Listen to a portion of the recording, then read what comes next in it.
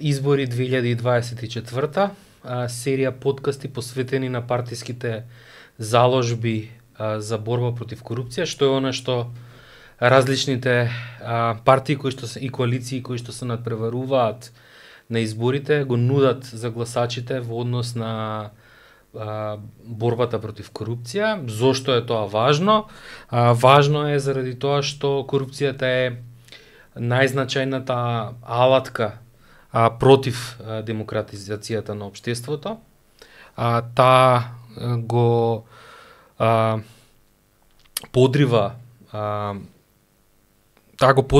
всушност ја подрива довербата на граѓаните во демократијата, во институциите, ја намалува благосостојбата и економскиот просперитет на земјата, па дури може да влие безбедносно на една земја, и затоа е важно, особено денеска кога се соочуваме со јавно мислење кој што смета дека корупцијата е најважниот проблем со кој што се соочува македонското општество, да видиме што е она што политичките партии го нудат на гласачите. Денеска со нас е Зекирија Ибраими од коалицијата ВЛЕН.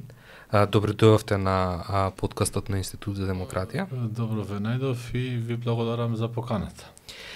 Накратко, што е она во антикорупцијска смисла со кое што коалицијата ВЛЕН излегува пред гласачите на 8 мај? Па видете, има неколку димензии на нашата заложба во однос на борбата против корупцијата. Имено јас сум и генерален секретар на Алтернатива, која е дел од коалицијата ВЛЕН.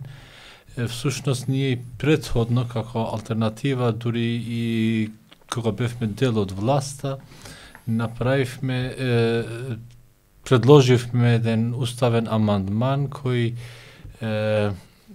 би се земал во предвид во очекуваните уставни измени, за да го санкционираме и со устав борбата против корупцијата, во смисла на тоа дека делата кои се поврзани со политичка корупција да не застареат никогаш. Ако се виделе во нашата програма, тоа било наш предлог за измена во член 52 и 112 на Уставот. Како што јавно сазнаем, тоа не дека само не беше прифатено ни од нашите тогашни партнери во владата, ни од опозицијата, за жал, туку ние имавме однос спротивно на тој предлог. Власта предложи измена на кривичниот законник, со што не само што не усвоја некоја одредба за казнување на ваквите дела или за да не застара тие, туку ги намали тие казни, со што за нас тоа се преведува како заложба од нивна страна за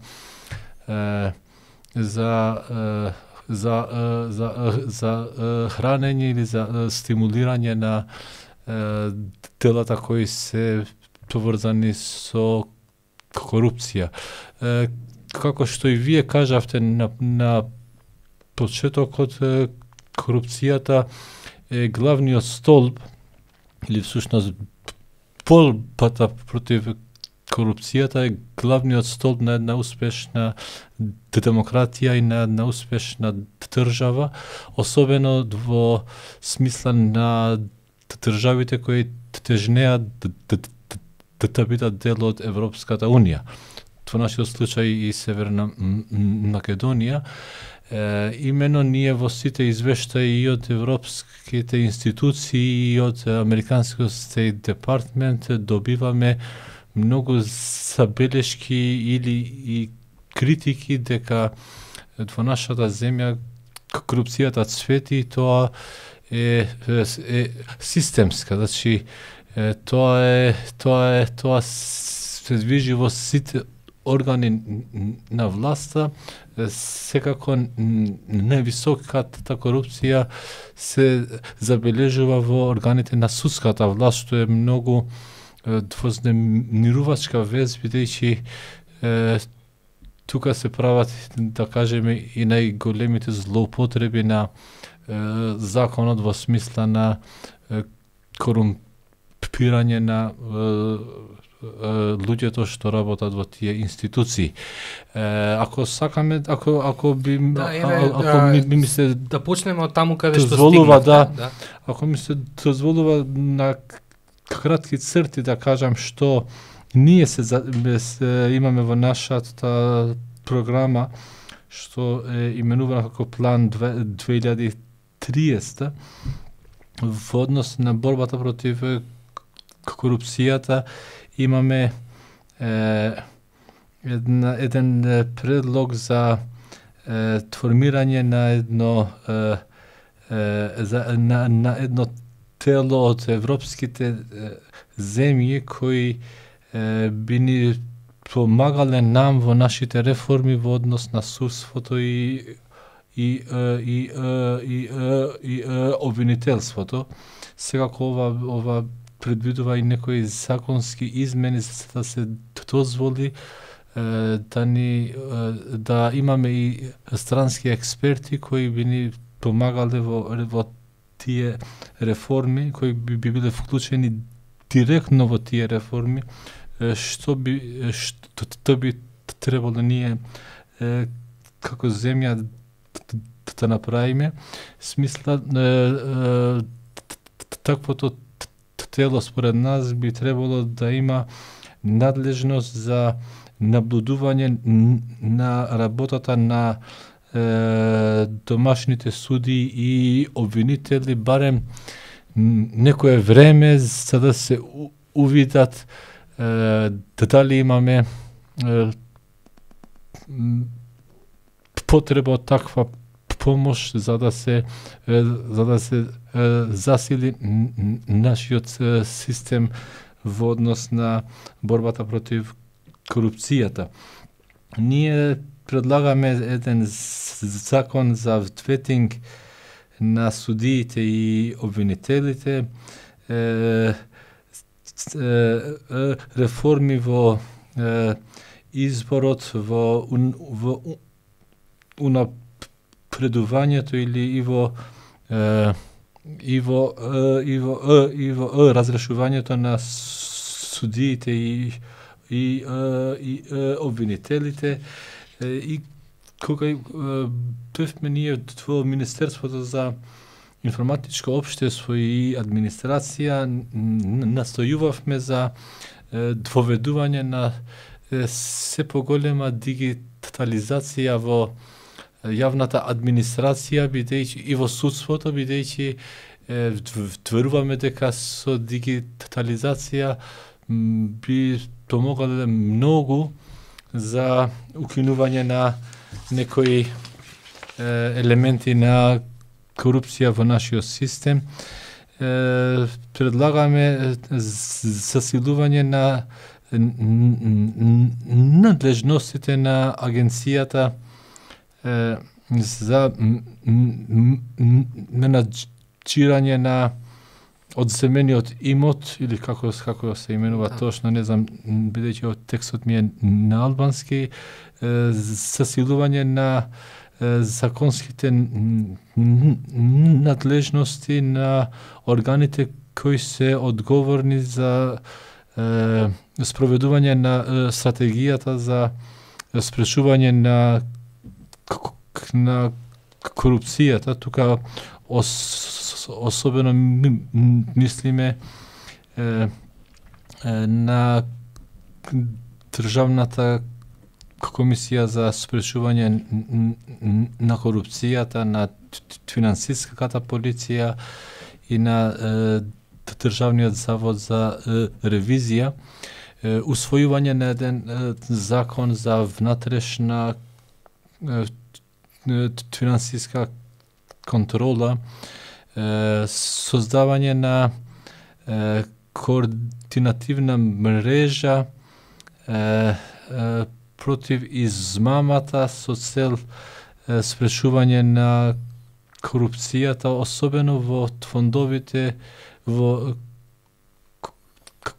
кои доаѓаат од Европската Унија, усвојување на една национална стратегија за блокчейн, и ова ни беше стратегија кога ние бевме во Министерството за информатичко општество и администрација. Потоа во однос на кривичната одговорност на стекнатиот имот на незаконски начин, тоа што веќе го кажав на почетокот, според хрватскиот модел, ние баравме измена и во Уставот за да не застарат делата од политичка корупција. Тука имаме еден, сакаме да направиме една законска рамка за истражување на сите случаи на злоупотреба на службена должност. Тоа значи поврзано и со амандманот што веќе го спомнавме. Воведување на нов стандард на етика во општеството, со тоа мислиме треба да се формира една комисија за почитување на стандардите, на етичките стандарди двојавниот живот. Тоа е еден модел што веќе се применува во Обединетото кралство. Тоа подразбира дека таа комисија би била основана и да биде одговорна само пред собранието, а би били како советодавен орган на председателот на државата. Би сакал само да поставам неколку прашања во врска со ова што досега го кажавте. Има неколку предлози кои што, да кажам, се отвараат прашања. Секако најважното е она што го предлагате во однос на судството и ветингот. На кој начин ќе се овозможи континуитет практично на работата на правосудните органи, имајќи предвид дека ветингот обично подразбира и прекин одредено време на работата на судовите. Видете, тоа веќе според нас би требало да се третира како техничка работа, бидејќи ако ние ја го започнуваме тој процес, сигурно не ќе можеме да оставиме вакуум во правосудниот систем. Затоа е за нас многу важно ние да се согласуваме со нашиот иден партнер во власта, дали сме подготвени како општество и како држава да влеземе во тој процес. Ако веќе се договараме, јас мислам дека во тој случај би ги нашли и тие модалитети за изведување на еден таков процес, секако дека тоа не би требало да подразбира вакуум или прекин, туку да биде во некој одреден рок, некоја постапка што нема да го спречи, нема да ја спречи работата, туку ќе биде во некој фази, во некој одредени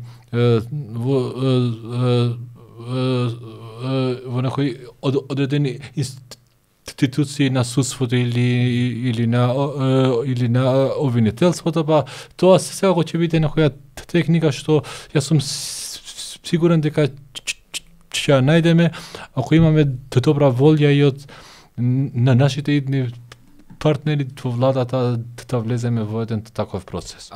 За ветингот обично се вклучени и други институции. Во Албанија беа вклучени и странци.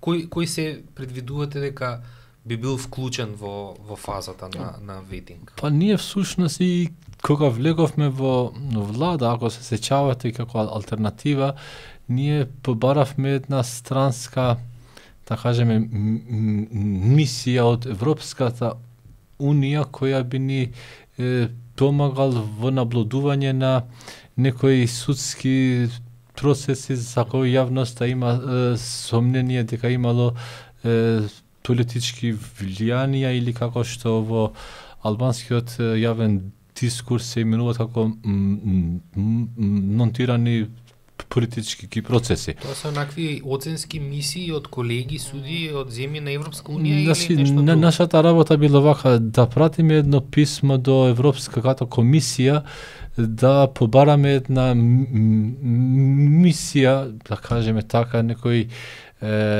што би можело да бидат и луѓе од судството од повеќе земји во Европската Унија, што би ни помагале во некои 3-4-5 години за да се наблюдуваат сите, мислам, повеќето судски и обвинителски органи во смисла на тоа да се види до кај сме ние во однос на европското правосудство. И они секако во секој 6 месеци или година дена ќе направат извештај за тоа како се движиме ние како држава.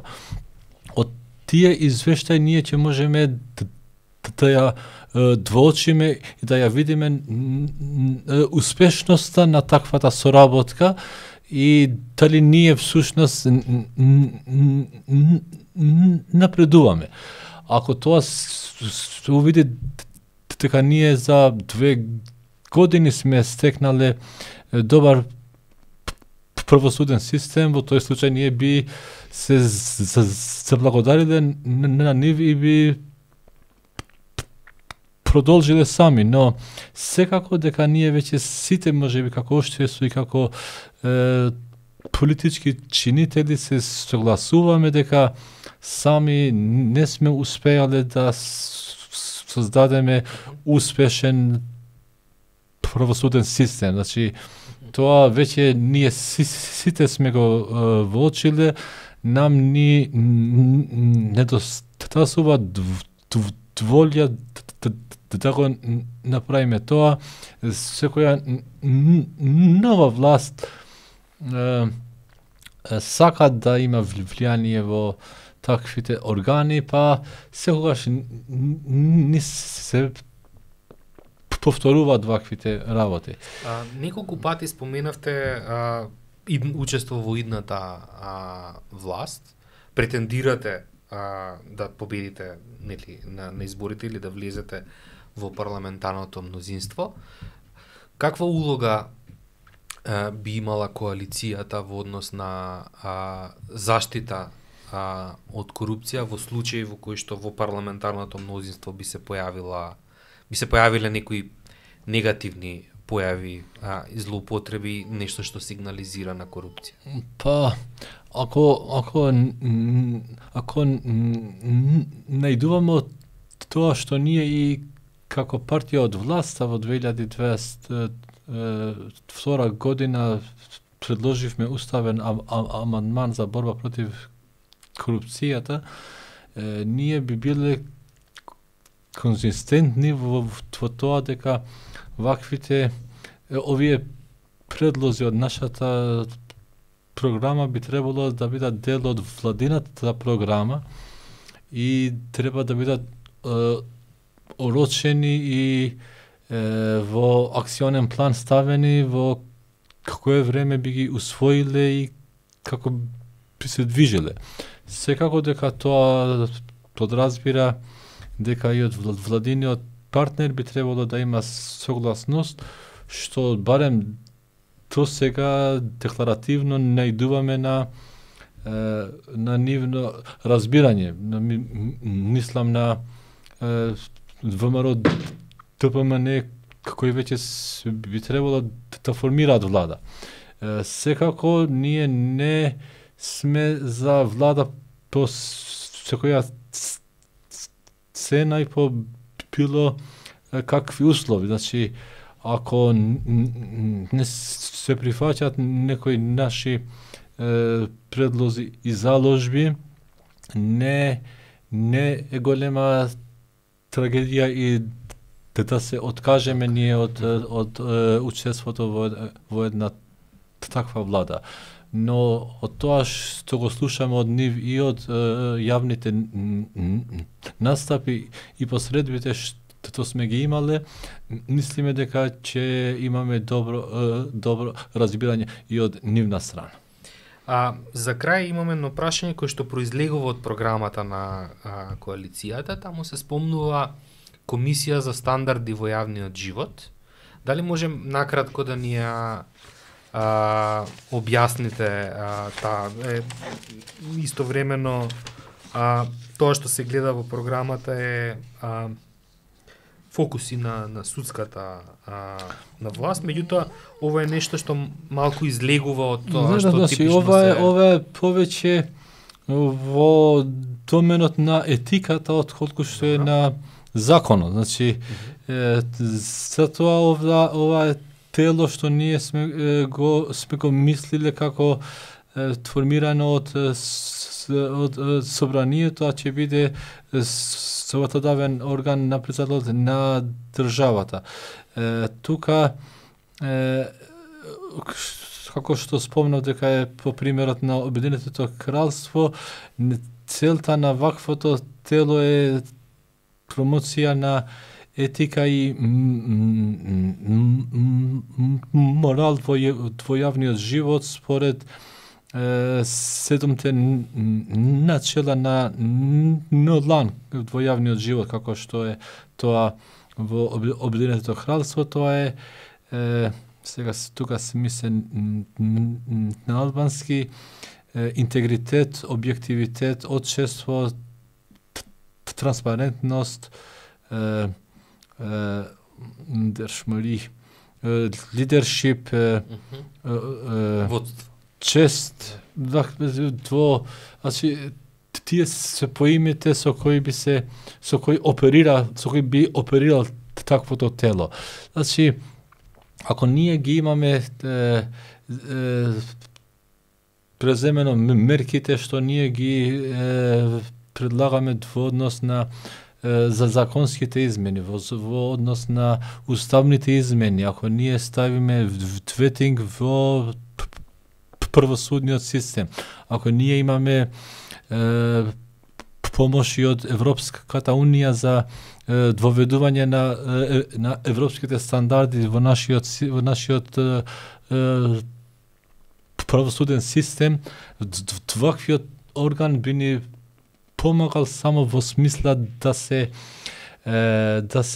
истурка или да се стимулира повеќе етика во јавниот живот. Бидејќи ние гледаме дека многу учесници во јавниот живот не се доволно луѓе што зрачат со својата етика. Што знам, еден пример, ние сме имали функционер кој наместо да се срами што купил кола од 70.000 евра, а платата му е 1.500 евра, тој се гордее во јавна емисија дека видите што убава кола имам. Значи, тоа веќе не е доблест, тоа веќе би требало да се третира како општествен срам за целата држава и за јавниот живот. Значи, тој орган би ни помагал во смисла на воздигнување на етичките стандарди во јавниот живот. Господине Зекирија, благодарам многу за времето и тоа што објаснивте што коалицијата вреди нуди на гласачите. Баш ми беше драго што учествувавте. Благодарам и на вас за можноста и ми беше мило што можевме да збориме барем на една ваква специфична тема, бидејќи по албанските медиуми цело време имаме само дискусии од политички карактер. По ова е еден редок пример што ние сме можеле да збориме за една толку чувствителна и важна тема за нашето општество и за нашата држава. Благодарам многу. Благодарам и јас. Ќе продолжиме понатаму со уште еден подкаст на тема што е она што политичките партии го нудат на изборите 2024 година во доменот на борбата против корупција.